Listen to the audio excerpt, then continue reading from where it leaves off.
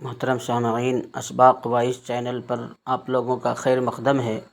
اصلاحی اور سبق آموز واقعات و حکایات سننے کے لیے چینل کو ضرور سبسکرائب کریں، شیئر کریں۔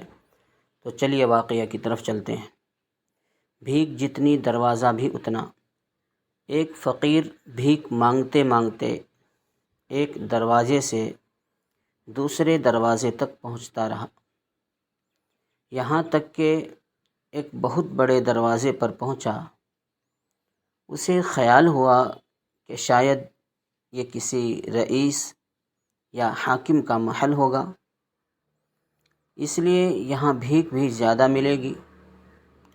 یہ سوچ کر اس نے دستک دی تو بہت دیر کے بعد دروازہ کھلا اور اس کو 10 پیسے دے دیے گئے۔ فقیر نے وہ 10 پیسے لے کر ایک طرف رکھ دیا اور کلہاڑی لے کر دروازہ اکھاڑنا شروع کر دیا۔ جب گھر والوں نے آواز سنی تو باہر آئے اور انہوں نے اس سے پوچھا، ارے یہ کیا کر رہے ہو؟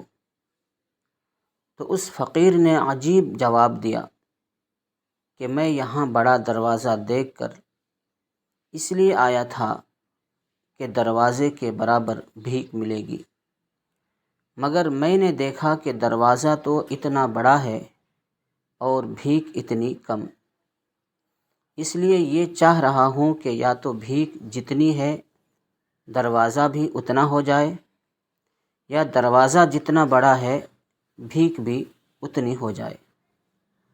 اب تم یا تو بھیک بڑھا دو یا میں دروازے کو چھوٹا کر دیتا ہوں۔ اب ان لوگوں نے بھیک بڑھا دی۔